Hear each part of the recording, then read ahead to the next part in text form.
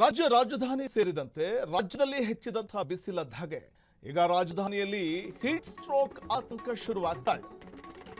ರಾಜಧಾನಿ ಸೇರಿ ರಾಜ್ಯದಲ್ಲಿ ಬಿಸಿಲ ಧಗೆ ಏರ್ತಾ ಇದೆ. ರಾಜಧಾನಿಯಲ್ಲಿ ಈಗ ಹೀಟ್ ಸ್ಟ್ರೋಕ್ ಆತಂಕ. ಬಿಸಿಲ ತಾಪಕ್ಕೆ ಜನರಿಗೆ ಅನಾರೋಗ್ಯ ಸಮಸ್ಯೆಗಳು ಹೆಚ್ಚಾಗ್ತಾ ಇದೆ. ಬಿಸಿಲಿನ ತಾಪದಿಂದ ಬೆಂಗಳೂರಿಗರಿಗೆ ಆತಂಕ ಶುರುವಾಗ್ತಾ ಇದೆ. 1.5 ತಿಂಗಳಲ್ಲಿ 10 ಮಂದಿ ಬಿಸಿಲ ಧಗೆಗೆ ಅಸ್ವಸ್ಥಗೊಂಡಿದ್ದಾರೆ. ತಾಪಮಾನ ಹೆಚ್ಚಳದಿಂದ ಎಷ್ಟು ಜನ ಅಸೌಖ್ಯರಾಗಿದ್ದಾರೆ. ಬಿಸಿಲ ಧಗೆಗೆ ಬಳಲಿ ಬೆಂಡಾಗ್ತಾ ಇದ್ದಾರೆ ಜನ. ಇದು ಸಿಲಿಕಾನ್ ಸಿಟಿ ಬೆಂಗಳೂರಿನ ಪರಿಸ್ಥಿತಿ. ಇನ್ನು ರಾಜ್ಯದ ಹಲವಾರು ಜಿಲ್ಲೆಗಳು, ಅದು ಉತ್ತರ ಕರ್ನಾಟಕ ಭಾಗದಲ್ಲಿ ಅದು ಹೇಳುತ್ತಿರುವುದು. ರಾಜಧಾನಿಯಲ್ಲಿ ಹೀಟ್ ಸ್ಟ್ರೋಕ್ ಪರಿಸ್ಥಿತಿ ಉಂಟಾಗಿದೆ. ಬಿಸಿಲ ತಾಪಕ್ಕೆ ಅನಾರೋಗ್ಯ ಸಮಸ್ಯೆಗಳು ಹೆಚ್ಚಾಗ್ತಾ ಇದೆ. ಹೊರಗಡೆ ಕಾಲಿಡೋದಕ್ಕೂ ಕೂಡ ಸಾಧ್ಯವಾಗದಂತಹ ಒಂದು ಪರಿಸ್ಥಿತಿ. ಕನಿಷ್ಠ ಬೆಂಗಳೂರಿನಲ್ಲೇ ಸುಮಾರು 39 ಡಿಗ್ರಿ ಸೆಲ್ಸಿಯಸ್ ತಾಪಮಾನ ಕಂಡು ಬರ್ತಾ ಇದೆ. ಬಹುಶಃ ಮುಂದೆ ಇನ್ನು ನೋಡಿ, ಈ ಏಪ್ರಿಲ್ ಮೇ ತಿಂಗಳ ನಂತರದಲ್ಲಿ, ಅಂದ್ರೆ ಏಪ್ರಿಲ್ ನಂತರ ಮೇ ತಿಂಗಳ ಹೊತ್ತಿಗೆ ಇನ್ನೂ ಹೆಚ್ಚಾಗುವಂತ ಒಂದು ಸಾಧ್ಯತೆ ಇದೆ. ಬಿಸಿಲ ತಾಪಮಾನ ನಾವು ಉತ್ತರ ಕರ್ನಾಟಕ ಭಾಗದಲ್ಲೇ ಕಲಬುರಗಿ, ರಾಯಚೂರು ಆ ಭಾಗದಲ್ಲೇ ನಾವು ನೋಡ್ತಾ ಹೋದ್ರು ಸುಮಾರು 42 ಡಿಗ್ರಿ ಸೆಲ್ಸಿಯಸ್ ತಾಪಮಾನ ಇರುವಂಥದ್ದು. ಸೊ ಹೀಗಿರುವಾಗ ಇನ್ನು silicon city, cool city, garden city ಅಂತೆಲ್ಲ ಕರೆಸ್ಕೊಳ್ಳುವಂಥ ಬೆಂಗಳೂರಿನಲ್ಲೂ ತಾಪಮಾನ ಹೆಚ್ಚಾಗ್ತಾ ಇರುವಂಥದ್ದನ್ನು ಕಾಣಬಹುದು. ಇದು ಬೆಂಗಳೂರು ಮಾತ್ರ ಅಲ್ಲ, ವಿವಿಧೆಡೆಯೂ ಕೂಡ ರಣ ಬಿಸಿಲು. ಕಲ್ಯಾಣ ಕರ್ನಾಟಕ, ಕಿತ್ತೂರು ಕರ್ನಾಟಕದಲ್ಲೂ ಕೂಡ ಬಿಸಿಲ ಬೇಗೆ ಹೆಚ್ಚಾಗ್ತಿದೆ. ಹಳೆ ಮೈಸೂರು ಭಾಗದಲ್ಲೂ ತಾಪಮಾನ ಮಿತಿಮೀರ್ತಾ ಇದೆ. ಮಧ್ಯ ಕರ್ನಾಟಕ, ಕರಾವಳಿಯಲ್ಲೂ ಕೂಡ ಭಾರೀ ಉಷ್ಣಾಂಶ ಕಂಡು ಬರ್ತಾ ಇದೆ. ಎಲ್ಲೆಡೆ ತಾಪಮಾನ ಮಿತಿ ಮೀರ್ತಾ ಇದ್ದು ಜನ ಬಳಲಿ ಹೋಗ್ತಾ ಇದ್ದಾರೆ. ಹೀಟ್ ವೇವ್ ರೀತಿಯ ಆತಂಕ ಹೆಚ್ಚಿಸ್ತಾ ಇರುವಂತದ್ದು ತಾಪಮಾನ. ಬೆಂಗಳೂರು ಮಾತ್ರ ಅಲ್ಲ, ರಾಜ್ಯದ ವಿವಿಧೆಡೆಯೂ ಕೂಡ ಇದೇ ಪರಿಸ್ಥಿತಿ. ಕಲ್ಯಾಣ ಕರ್ನಾಟಕ, ಕಿತ್ತೂರು ಕರ್ನಾಟಕದಲ್ಲೂ ಕೂಡ ಬಿಸಿಲ ಧಗೆ ಹೆಚ್ಚಾಗ್ತಾ ಇದೆ. ಇನ್ನು ಹಳೆ ಮೈಸೂರು ಭಾಗದಲ್ಲೂ ಕೂಡ ತಾಪಮಾನ ಹೆಚ್ಚಳವಾಗ್ತಾ ಇದೆ. ಇದು ಕರಾವಳಿಯಲ್ಲೂ ಭಾರಿ ಉಷ್ಣಾಂಶ ಏರಿಕೆ ಆಗಿದ್ದು, ಮಧ್ಯ ಕರ್ನಾಟಕದಲ್ಲೂ ಕೂಡ ಉಷ್ಣಾಂಶದ ಒಂದು ಪ್ರಮಾಣ ಹೆಚ್ಚಳವಾಗ್ತಾ ಇದೆ. ಹಾಗಾಗಿ ಎಲ್ಲೆಡೆ ತಾಪಮಾನ ಹೆಚ್ಚಾಗ್ತಾ ಇದ್ದು ಹೀಟ್ ವೇವ್ ರೀತಿಯ ಆತಂಕವನ್ನ ಹೆಚ್ಚಿಸ್ತಾ ಇದೆ ತಾಪಮಾನ. ಬೆಂಗಳೂರಲ್ಲೇ ಬಿಸಿಲ ಬೇಗೆಗೆ, ಬಿಸಿಲ ಧಗೆಗೆ 10 ಮಂದಿ ಅಸ್ವಸ್ಥಗೊಂಡಿದ್ರೆ, ಇನ್ನು ರಾಜ್ಯದ ನಾನಾ ಭಾಗಗಳಲ್ಲಿ ಕಲ್ಯಾಣ ಕರ್ನಾಟಕ, ಕಿತ್ತೂರು ಕರ್ನಾಟಕ, ಮೈಸೂರು ಭಾಗ, ಹಳೆ ಮೈಸೂರು ಭಾಗ, ಮತ್ತೆ ಮಧ್ಯ ಕರ್ನಾಟಕ, ಕರಾವಳಿ ಪ್ರದೇಶ ಈ ಭಾಗದಲ್ಲಿ ಕೂಡ ಅಧಿಕ ಪ್ರಮಾಣದಲ್ಲಿ ಉಷ್ಣಾಂಶ ಕಂಡು ಬರ್ತಾ ಇದೆ. ಮೇ ಅಂದ್ರೆ ಏಪ್ರಿಲ್ ನಂತರದಲ್ಲಿ ಮೇ ಬಳಿಕ ಅಥವಾ ಮೇ ತಿಂಗಳಲ್ಲಿ ಹೆಚ್ಚಿನ ಪ್ರಮಾಣದ ತಾಪಮಾನ ಕೂಡ ಕಂಡುಬರುವ ಸಾಧ್ಯತೆ ಇದೆ ಅಂತ ಹವಾಮಾನ ಇಲಾಖೆ ಮುನ್ಸೂಚನೆ ಕೊಡ್ತಾ ಇರುವಂಥದ್ದು. ಸೊ ಹಾಗಾಗಿ ಈಗಾಗಲೇ ಬೆಂಗಳೂರಿನಲ್ಲೇ ಸುಮಾರು 37-38 ಡಿಗ್ರಿ ಸೆಲ್ಸಿಯಸ್ ತಾಪಮಾನ ಇದೆ. ಸೊ ಇನ್ನೂ ಅಧಿಕವಾಗುವಂಥ ಸಾಧ್ಯತೆ ಇದೆ ಅನ್ನೋದೇ ಈಗ ಆತಂಕಕ್ಕೆ ಕಾರಣ ಆಗ್ತಾ ಇದೆ.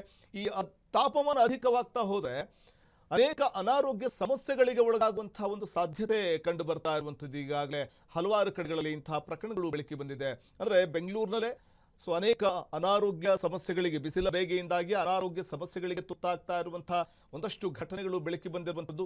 ಇನ್ನು ನಾವು ನೋಡ್ತಾ ಹೋದ್ರೆ ಕರಾವಳಿ ತೀರ ಪ್ರದೇಶ ಇರಬಹುದು, ಅಥವಾ ಮಧ್ಯ ಕರ್ನಾಟಕ, ಕಿತ್ತೂರು ಕರ್ನಾಟಕ, ಇನ್ನು ಉತ್ತರ ಕರ್ನಾಟಕ ಭಾಗದಲ್ಲಂತೂ ವಿಪರೀತ ಧಗೆ, ವಿಪರೀತ ಬಿಸಿಲು, ಭೂಮಿಯಂತೂ ಕಾದ ಕಾವಲಿಯಂತೆ ಆಗಿದ್ದು, ಹೆಜ್ಜೆ ಇಡೋದಕ್ಕೂ ಕೂಡ, ಹೆಜ್ಜೆ ಇಟ್ಟರೆ ಕಾವಲಿ ಮೇಲೆ ಹೆಜ್ಜೆ ಇಟ್ಟರೆ ಅದೆಷ್ಟು ಚುರುಕಂತ ಅನ್ಸುತ್ತೋ ನಮ್ಮ ಪಾದವನ್ನ, ಆ ಒಂದು ರೀತಿಯಲ್ಲಿ ಭೂಮಿ ಕೂಡ ಕಾದ ಕಾವಲಿಯಂತೆ ಮಾರ್ಪಟ್ಟಿರುವಂಥದ್ದು. ಹಾಗಾಗಿ ಹೊರಗಡೆ ಮಧ್ಯಾಹ್ನದ ವೇಳೆಗೆ ಸುಮಾರು ಒಂದು 10 ಗಂಟೆ ಆಯಿತು, 11 ಗಂಟೆ ಆಯಿತು ಅಂತಂದ್ರೆ ಸಂಜೆ 5 ಗಂಟೆವರೆಗೂ ಕೂಡ ಹೊರಗಡೆ ಹೆಜ್ಜೆ ಇಡೋದಕ್ಕೆ ಸಾಧ್ಯನೇ ಆಗೋದಿಲ್ಲ, ಅಷ್ಟು ತಾಪಮಾನ. ಸೊ ಆದರೂ ಕೂಡ ಅನಿವಾರ್ಯ ಕೆಲಸ ಮಾಡಲೇಬೇಕು.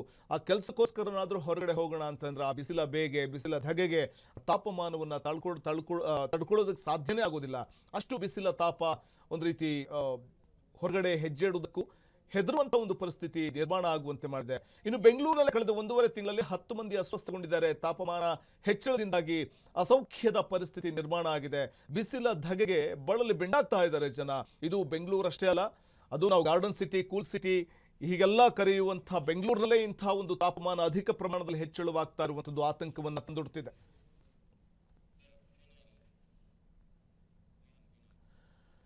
ಈ ಬಗ್ಗೆ ಮತ್ತಷ್ಟು ಮಾಹಿತಿನ ಪಡೆಯೋಣ ನಮ್ಮ ಪ್ರತಿನಿಧಿ ರೋಹನ್ ಅವರಿಂದ. ರೋಹನ್, ನಾವು ಬೆಂಗಳೂರನ್ನ silicon city, garden city, cool city ಅಂತೆಲ್ಲ ಕರಿತಿದ್ವಿ. ಆದ್ರೆ ಕಳೆದ 2-3 ವರ್ಷದ ತಾಪಮಾನ ನೋಡಿದಾಗ ಸೊ ಈಗ ಕಂಡು ಬರ್ತಾ ಇರುವಂತ ಬಿಸಿಲ ಧಗೆ ಸೊ ಮತ್ತಷ್ಟು ಹೆಚ್ಚಾಗ್ತಾ ಇರುವಂತದ್ದು ಸಹಜವಾಗಿಯೇ ಒಂದಷ್ಟು ಅಸೌಖ್ಯ ಅಥವಾ ಅನಾರೋಗ್ಯದ ಸಮಸ್ಯೆಗಳಿಗೂ ತುತ್ತಾಗುವಂತೆ ಮಾಡ್ತಾ ಇರುವಂತದ್ದು. ಇದೆಲ್ಲವೂ ಕೂಡ ನಾವು ನೋಡ್ತಾ ಹೋದ್ರೆ ಒಂದು ರೀತಿ ಆತಂಕವನ್ನ ತಂದೊಡ್ಡುತ್ತಲ್ಲ ಅಂತ. ವಸಂತ ನಿಜಕ್ಕೂ ನೀವು ಏನಂತಂದ್ರೆ ರಾಜಧಾನಿಯಲ್ಲಿ ಬೆಂಗಳೂರಿನ ಸೇರಿದಂತೆ ಈಗ ಬಿಸಿಲಿನ ತಾಪಮಾನ ಕೂಡ ಈಗ ಒಂದು ಹೆಚ್ಚುತ್ತಾ ಇದೆ. ಇದಕ್ಕೆ ಗಂಭೀರವಾಗಿ ಈಗಾಗಲೇ ಜನರಿಗೆ ಕೂಡ ಅಸ್ತವ್ಯಸ್ತಗಳ ಕಾರಣವಾಗ್ತಾ ಇದೆ. ಈ ಕೂಡ ಕಳೆದ ಒಂದೂವರೆ ತಿಂಗಳು ಕೂಡ ಹಲವರು ಕೂಡ ಈಗಾಗಲೇ ಅನಾರೋಗ್ಯಕ್ಕೆ ತುತ್ತಾಗಿದ್ದಾರೆ. ಜನರು ಕೂಡ ಈಗ ಇಂತಹ ಬಿಸಿಲಿನಲ್ಲಿ ಓಡಾಡೋಕ್ಕೂ ಬಹಳಷ್ಟು ಕಷ್ಟವಾಗ್ತಾ ಇದೆ. ಬೆಂಗಳೂರು ಮಾತ್ರವಲ್ಲದೆ ಈಗ ಕಲ್ಯಾಣ ಕರ್ನಾಟಕ ಭಾಗ, ಆತರ ಉತ್ತರ ಕರ್ನಾಟಕ ಭಾಗ ಮತ್ತು ಹಳೆ ಮೈಸೂರು ಭಾಗಕ್ಕೆ ಈಗ ಉಷ್ಣಾಂಶ ಕೂಡ ಏರಿಕೆ ಆಗ್ತದೆ. ಈ ಏರಿಕೆಯಿಂದ ಜನರು ಈಗಾಗಲೇ ಬೇಸತ್ತು ಹೋಗಿದ್ದಾರೆ. ಯಾಕಂತಂದ್ರೆ ಈಗಾಗಲೇ ಹೀಟ್ ವೇವ್ ಸ್ಟ್ರೋಕ್ ಅನ್ನುವಂತಹ ರೀತಿ ಪರಿಸ್ಥಿತಿ ಕೂಡ ಈಗಾಗಲೇ ನಿರ್ಮಾಣವಾಗಿದೆ. ಆರೋಗ್ಯದ ಮೇಲೆ ಇದು ದೊಡ್ಡ ಪರಿಣಾಮ ಬೀರ್ತಾ ಇದೆ. ಉತ್ತರ ಕರ್ನಾಟಕ ಭಾಗ ಆಗಿರ್ಬೋದು, ದಕ್ಷಿಣ ಮಲೆನಾಡು ಭಾಗಗಳಲ್ಲಿ ಜನರಿಗೆ ಬಿಸಿಲಿನ ತಾಪಮಾನ ಈಗಾಗಲೇ ಹೆಚ್ಚಿಗೆ ಆಗ್ತಾ ಇದೆ. ಮತ್ತೆ ಏನಂತಂದ್ರೆ 35 ಡಿಗ್ರಿ ಜಾಸ್ತಿ ಆಗ್ತದೆ. ಹೆಚ್ಚು ಏನಂತಂದ್ರೆ ಈಗ ಜನರಿಂದ ಅನಾರೋಗ್ಯಕ್ಕೆ ಈಡಾಗ್ತಾರೆ. ಇದನ್ನ ಇಲಾಖೆಯಲ್ಲಿ ಎಚ್ಚೆತ್ತುಕೊಳ್ಬೇಕು. ಇಲ್ಲದೆ ಹೋದಂತ ಸಂದರ್ಭದಲ್ಲಿ ಮುಂದಿನ ದಿನಗಳಲ್ಲಿ ಆರೋಗ್ಯದ ಮೇಲೆ ದೊಡ್ಡ ಪರಿಣಾಮ ಬೀರುತ್ತೆ ಅಂತಾನೆ ಹೇಳ್ಬೋದು. ಯಾಕಂತಂದ್ರೆ ಈಗಾಗಲೇ ಇಷ್ಟೊಂದು ಬಿಸಿಲನ್ನ ಗಮನಿಸಿದಾಗ ಮೈ ಮೇಲಿರುವಂತಹ ಚರ್ಮದ ಒಂದು ರೋಗ ಬರುವ ಸಾಧ್ಯತೆ ಇರುತ್ತೆ. ರಾಜ್ಯಾದ್ಯಂತ ಈ ರೀತಿಯಾಗಿ ಉಂಟಾಗಿರ್ತಕ್ಕಂಥ ಬಿಸಿ ಗಾಳಿ ಮತ್ತು ಉಷ್ಣಾಂಶತೆ ಏನಿದೆ ಇನ್ನಷ್ಟು ಕೂಡ ಇದು ಎಚ್ಚರಿಕೆಯ ಒಂದು ಅಗತ್ಯ ಅಂತ ಹೇಳ್ಬೋದು. ವೈದ್ಯರು ಮತ್ತು ಆರೋಗ್ಯ ಇಲಾಖೆಗಳಲ್ಲಿ ಕೆಲವೊಂದಿಷ್ಟು ಸೂಚನೆಗಳನ್ನ ಕೊಡಬೇಕು. ಜನರಿಗೆ ಒಂದು ಅಗತ್ಯವಿಲ್ಲದ ಹೊರತು ಬಿಸಿಲಿನಲ್ಲಿ ಸಂಚರಿಸೋದು ಈಗ ತಪ್ಪು. ಯಾಕಂತಂದ್ರೆ ಸಾಕಷ್ಟು ಜನರಿಗೆ ನೀರು ಕುಡಿಬೇಕು ಇಂತ ಹಗುರವಾದ ಬಟ್ಟೆಗಳನ್ನು ಕೂಡ ಧರಿಸಬೇಕು. ಇಲ್ಲದ ಹೋದಂತ ಸಂದರ್ಭದಲ್ಲಿ ಇದೇ ರೀತಿಯಾಗಿ ಉಷ್ಣಾಂಶ ಏರಿದ್ರೆ ಮುಂದಿನ ದಿನಗಳಲ್ಲಿ ಜನರ ಜೀವನದ ಆರೋಗ್ಯದ ಮೇಲೆ ಗಂಭೀರ ಪರಿಣಾಮ ಬೀರುತ್ತೆ ಅಂತಾನೆ ಹೇಳ್ಬೋದು. ವಸಂತ್, ಜಾಗತಿಕ ತಾಪಮಾನ ಏರಿಕೆ ಕಾರಣ ಏನು ಅಂತ ಅದು ಕೂಡ ನಾವು ಉತ್ತರ ಕರ್ನಾಟಕ ಭಾಗದಲ್ಲಿ ಬಿಸಿಲಿನ ತಾಪಮಾನ 42 ಡಿಗ್ರಿ ಸೆಲ್ಸಿಯಸ್ನಷ್ಟು ದಾಖಲಾಗುವಂಥದ್ದು ನಾವು ನೋಡಿದ್ದೀವಿ. ಬೆಂಗಳೂರಿಗೂ ಕೂಡ ಸುಮಾರು 38-39 ಡಿಗ್ರಿ ಸೆಲ್ಸಿಯಸ್ ದಾಖಲಾಗುತ್ತೆ ಅಂತಂದ್ರೆ ಕಾದ ಕಾವಲಿ ಅಂತ ಆಗ್ತಾ ಇದೆ. ಏನ್ ಕಾರಣ ಈ ತಾಪಮಾನ ಹೆಚ್ಚಾಗ್ಲಿಕ್ಕೆ ಅಂತ ಅನ್ಸುತ್ತೆ ಜಾಗತಿಕವಾಗಿ ಅಂತ? ವಸಂತ್, ಏನಂತಂದ್ರೆ ಈ ಉಂಟಾಗಿರ್ತಕ್ಕಂಥ ಉಷ್ಣತೆ ಮತ್ತು ಬಿಸಿಲು ಏನಿದೆ ಅಂತ ಇದು ಬೆಂಗಳೂರಿನಲ್ಲಿ ಈಗ ಒಂಥರ ಕೂಲ್ ಆಗಿರ್ತಕ್ಕಂಥ ಬೆಂಗಳೂರು. ಇಂತಹ ಬೆಂಗಳೂರಿನಲ್ಲೇ ಸುಮಾರು 38-37 ಡಿಗ್ರಿ ಹೋಗ್ತಾ ಇದೆ ಅಂತಂದ್ರೆ ಒಂದು ಪ್ರಮುಖವಾದ ವಿಚಾರ ನಾವಿಲ್ಲಿ ಗಮನಿಸಬೇಕಂತಂದ್ರೆ ಈಗ ಬೆಂಗಳೂರಿನಲ್ಲಿ ಇರ್ತಕ್ಕಂಥ ಬೃಹತ್ತಾದ ಮರಗಳಿದಾವೆ. ಅವನ್ನೆಲ್ಲ ಈಗಾಗಲೇ ಕಡಿತಾ ಬರ್ತಾ ಇದ್ರೆ ದೊಡ್ಡ ದೊಡ್ಡ ಕಾಮಗಾರಿಗೋಸ್ಕರ, ದೊಡ್ಡ ಮೆಟ್ರೋ ಒಂದು ಕಾಮಗಾರಿಗೋಸ್ಕರ ಇಂತಹ ಬೃಹತ್ತಾದಂತಹ ಗಾಳಿ ಕೊಡುವಂತ ತಂಪು ಬೀಸುವಂತಹ ಮರಗಳನ್ನ ಕಡಿದ್ರೆ ಇದು ನಿಜಕ್ಕೂ ಕೂಡ ಅದು ಎಲ್ಲೋ ಒಂದ್ ಕಡೆ ಒಂದು ಪ್ರಾಬ್ಲಮ್ ಆಗೈತೆ. ಯಾಕಂತಂದ್ರೆ ಅಪಾಯಕಾರಿ ಅಂತಾನೆ ಹೇಳ್ಬೋದು. ಎಂತಂದ್ರೆ ವಿಶೇಷವಾಗಿ ಇದನ್ನ ಕೆಲವೊಂದು ಡಾಕ್ಟರ್ಗಳಾಗಿರ್ಬೋದು ಮತ್ತು ಮಕ್ಕಳಾಗಿರ್ಬೋದು ಹೊರಗೆ ಹೋಗುವಂತಹ ಸಂದರ್ಭದಲ್ಲಿ ಬೆಂಗಳೂರು ಅನ್ನುವಂತಹ ಕೂಲ್ ಸಿಟಿ, ಇಂತಹ ಕೂಲ್ ಸಿಟಿಗಳಲ್ಲಿ 37-38 ಹೋಗ್ತಾ ಇದೆ ಅಂತಂದ್ರೆ ಅತಿಯಾದ ಉಷ್ಣಾಂಶ ಏರ್ತಾ ಇದೆ ಅಂತಂದ್ರೆ ಇದು ಅದು ಏನಂತಂದ್ರೆ ಒಂದು ಈ ವರ್ಷನೂ ಕೂಡ ಹೋದ ವರ್ಷನ ಗಮನಿಸ್ತಾ ಈ ವರ್ಷವೂ ಕೂಡ ಬಿಸಿಲಿನ ತಾಪ ಹೆಚ್ಚಿಗೆ ಆಗ್ತಾ ಇದೆ. ಇದು ಒಂದು ಪ್ರಮುಖ ಕಾರಣ ಏನಂದ್ರೆ ಬೃಹತ್ ಆದಂತಹ ಮರಗಳನ್ನ ಕಡಿಯೋದ್ರಿಂದ ಈ ರೀತಿಯೂ ಕೂಡ ಆಗುತ್ತೆ. ಇದೇ ರೀತಿ ಪರಿಸ್ಥಿತಿ ಪ್ರತಿಯೊಬ್ಬರು ಇದೇ ರೀತಿ ಮುಂದುವರೆದ್ರೆ ಪ್ರತಿಯೊಬ್ಬರು ಕೂಡ ತಮ್ಮ ಆರೋಗ್ಯವನ್ನು ಕಾಪಾಡಿಕೊಳ್ಳೋಕೆ ಮಾತ್ರದಲ್ಲೇ ಬಹಳ ಕಷ್ಟವಾಗ್ತಾ ಅಂತ ಹೇಳ್ಬೋದು. ಯಾಕಂತಂದ್ರೆ ಬಿಸಿ ಗಾಳಿ ತೀವ್ರತೆಯಿಂದ ವೃದ್ಧರಾಗಿರ್ಬೋದು, ವಯಸ್ಸಾದಂತರಾಗಿರ್ಬೋದು ರೋಡ್ನಲ್ಲಿ ಓಡಾಡೋಕ್ಕೂ ತುಂಬಾ ಕಷ್ಟ. ಇನ್ನೊಂದು ಪ್ರಮುಖವಾದ ವಿಚಾರ ಏನಂತಂದ್ರೆ ಅತಿಯಾದ ಬಿಸಿಲಿರೋದ್ರಿಂದ ತಂಪು ಪಾನೀಯಗಳನ್ನ ತೆಗೆದುಕೊಳ್ಳೋದು ಬಹಳ ಕಷ್ಟ. ಯಾಕಂದ್ರೆ ಅದು ಕೂಡ ಹೆಲ್ತಿನ ಮೇಲೆ ಒಂದು ಗಂಭೀರವಾದಂತಹ ಪರಿಣಾಮ ಬೀರುತ್ತೆ ಅಂತಾನೆ ಹೇಳ್ಬೋದು. ಇಲ್ಲ ಅಂತಂದ್ರೆ ಮುಂದಿನ ದಿನಗಳಲ್ಲಿ ಇದೇ ರೀತಿಯಾಗಿ ಬಿಸಿಲಿನ ತಾಪಮಾನ ಏನಾದ್ರೂ ಮುಂದುವರೆದ್ರೆ 40-42 ಡಿಗ್ರಿ ಏನಾದ್ರೂ ದಾಟಿದ್ರೆ ತೀವ್ರವಾದಂತಹ ಬಿಸಿಲಿನ ಗಾಳಿ ಏನಾದ್ರೂ ಹೆಚ್ಚಾದ್ರೆ ರಾಜ್ಯದ ಹಲವು ಭಾಗಗಳಲ್ಲಿ ಇರ್ತಕ್ಕಂಥ ಜನಜೀವನ ನಿಜಕ್ಕೂ ಕೂಡ ಅಸ್ತವ್ಯಸ್ತಗೊಳ್ಳುತ್ತೆ. ಆರೋಗ್ಯದ ಮೇಲೆ ಗಂಭೀರ ಪರಿಣಾಮ ಬೀರುತ್ತೆ ಅಂತಾನೆ ಹೇಳ್ಬೋದು. ವಸಂತ್, ಧನ್ಯವಾದ ರೋಹನ್ ತಮ್ಮ ಮಾಹಿತಿಗಾಗಿ. ಇದು ಸಿಲಿಕಾನ್ ಸಿಟಿ ಬೆಂಗಳೂರಲ್ಲಿ ಕಂಡು ಬರ್ತಾ ಇರುವಂತಹ ಸದ್ಯದ ತಾಪಮಾನ ಏರಿಕೆಯಿಂದ ಕಾದ ಕಾವಲಿಯಂತೆ ಆಗ್ತಾ ಇರುವಂತಹ ಕೂಲ್ ಸಿಟಿ ಬೆಂಗಳೂರು. ಮತ್ತೆ ಇದು ಬೆಂಗಳೂರಿಗಷ್ಟೇ ಸೀಮಿತವಾಗಿಲ್ಲ, ರಾಜ್ಯದ ನಾನಾ ಭಾಗಗಳಲ್ಲಿ, ನಾನಾ ಜಿಲ್ಲೆಗಳಲ್ಲೂ ಕೂಡ ತಾಪಮಾನ ಏರಿಕೆಯಾಗಿದ್ದು ಜನ ಬಿಸಿಲಿನ ತಾಪಕ್ಕೆ ಬಳಲಿ ಬೆಂಡಾಗುವಂತೆ ಮಾಡಿದೆ. ಅನೇಕ ಅನಾರೋಗ್ಯ ಸಮಸ್ಯೆಗಳಿಗೂ ಕೂಡ ಈಡಾಗುವಂಥ ಒಂದು ಪರಿಸ್ಥಿತಿ ನಿರ್ಮಾಣ ಆಗಿದ್ದು ಜನ ಈ ಸಂದರ್ಭದಲ್ಲಿ ತಮ್ಮ ಆರೋಗ್ಯದ ಕಡೆಗೆ ಹೆಚ್ಚು ಗಮನ ಕೊಡಬೇಕು. ಹೆಚ್ಚು ನೀರು ಸೇವನೆ ಮಾಡುವುದು ಕೂಡ ಬೆಟರ್ ಈ ಸಂದರ್ಭ.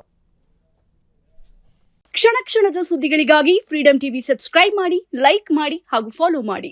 ಹೊಸ ಸುದ್ದಿಗಳ ನೋಟಿಫಿಕೇಶನ್ಗಾಗಿ ಬೆಲ್ ಐಕಾನ್ ಮೇಲೆ ಕ್ಲಿಕ್ ಮಾಡಿ.